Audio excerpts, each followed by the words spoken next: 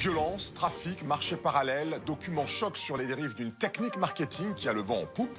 Les drops, ces ventes flash de séries limitées se multiplient, mais la pratique a montré ses limites. Et bah ça donne envie de faire du resell tout ça. Vous l'avez compris avec le titre et ce premier extrait que je viens de vous mettre, on va revenir sur ce reportage. Donc il est sorti sur TF1, c'était le dimanche 15 janvier. Violence, trafic, marché parallèle. Donc déjà, dès le premier extrait, donc là on est dans l'introduction où ils font un petit extrait de chaque reportage de l'émission. Et déjà ça te met dans l'angoisse. T'as une vidéo qui est filmée avec le téléphone, c'est flouté, tu vois des bagarres, des mecs qui courent, la musique derrière qui fait suspense, etc. Donc ça a même pas commencé, t'as déjà des petits aperçus, une petite ambiance assez bizarre. En fait, c'est même pas où on va courir. Wow. Ah bon? C'est quoi ça? Dans le parc des Tuileries à Paris, Louis Gabriel, 15 ans, participe à une chasse au trésor. Attends, mais cherchez s'il y en a d'autres ou pas. De l'autre côté du parc, les organisateurs de l'événement, qui souhaitent rester anonymes, scrutent les réseaux sociaux. Bon, du coup, pour le début, j'ai pas trop de choses à dire. Là, ils montrent juste, c'était un drop de pull d'une marque, je sais pas trop recherché, je crois, mais elle est facile à retrouver. Ok, là, c'est pas le pire, franchement. Donc, on continue. Méthode, les drops. Traduisez, lâcher au compte-gouttes. La vente d'un produit en édition très limitée. Une technique marketing qui déplace les foules. Comme ce modèle, une collaboration entre une maison de luxe et un équipementier. Ou ces éditions limitées de tongs ou de baskets aux couleurs d'un célèbre discounter. Des réseaux de revendeurs bien organisés affichent leur plus gros succès sur Internet. Un phénomène à la limite de la légalité qui provoque parfois bousculades et scènes de violence en pleine rue. Bienvenue dans l'univers des drops. Bon, là, ils ont montré un petit peu comment ça se passe. Ils ont montré des images des réseaux sociaux, etc. Ils ont aussi montré comment ça se passe, on va dire, dans la rue. Donc, en fait, là, juste, je précise, peut-être ceux qui ne savent pas, bon, c'est vraiment la partie in-store. On reviendra après sur la violence, je pense, j'en dirai un mot complet à la fin. Mais tout le long du reportage, vous allez voir, c'est toujours, ils rappellent bien, mettre des petites images comme ça.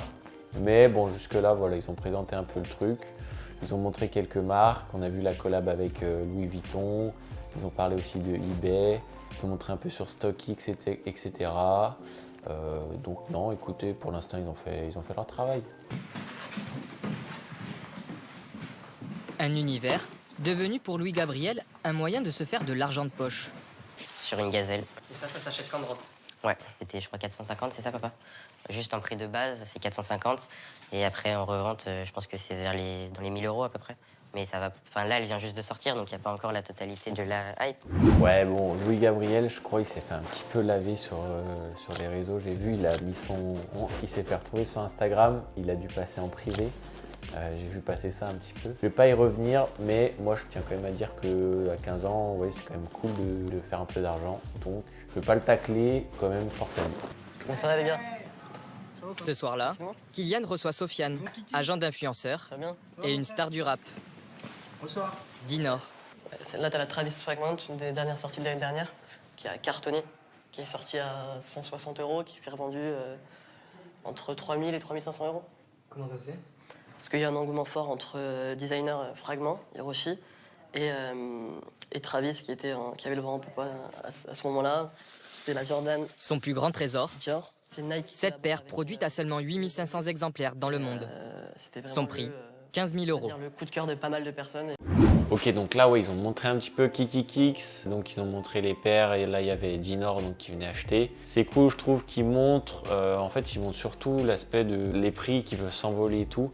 Donc là, ils montrent vraiment les extrêmes, ils prennent Kiki Kicks, ils montrent des grosses paires, de la Travis, la Dior. Donc ouais, sur cette partie, ça peut créer un peu des trucs comme ça où des mecs qui vont se dire c'est facile, après ils vont être déçus. Mais par contre, c'est aussi bien de savoir que c'est possible et c'est quand même une partie du resell. Tout ce qui est hype, engouement, c'est quand même quelque chose de très présent dans ce marché. Les drops, notamment de sneakers, sont devenus l'enjeu d'une guerre de territoire. Intimidation, violence, réseau, comme dans le trafic de drogue. Chaque groupe tente de faire régner sa loi pour avoir le maximum de paires. Liasse de billets à la main, Les revendeurs se mettent en scène, comme des dealers dans leur hall d'immeuble. Là, vous voyez, ils parlent de sneakers, les drop sneakers avec les violences, ils parlent de trafic de drogue, ils montrent des images assez violentes, donc ils montrent des images de mecs qui se battent. Je dis pas que c'est pas vrai, mais c'est-à-dire que c'est dommage qu'ils montrent juste ça pour généraliser le truc et pour après appuyer sur trafic de drogue. Là, ils abusent vraiment trop. Ils comparent quand même au marché de la drogue, donc quelque chose qui est illégal, mais bon, c'est comme ça et c'est pas fini. Vendredi, 23h, nous filmons en caméra discrète. 40 jeunes sont regroupés devant un magasin qui organise un drop de paires de baskets le lendemain. Et à partir de 6h du matin, ça va être le bordel. Le matin, plusieurs bandes se disputent les premières places. Va là-bas, frère, attends que ça te donne ton bracelet. RAS, rien à signaler. Ce jour-là, après 16 heures d'attente, le drop a finalement été annulé. Ok, donc ça a fini sur ça, vous voyez, donc commencer par la fin, hop, 16 heures d'attente pour rien avoir, donc ça c'est aussi une réalité. Il faut savoir que l'in-store c'est un monde quand même, c'est pas facile. J'en ai parlé il y a 2 semaines, donc où je parlais des différentes pratiques.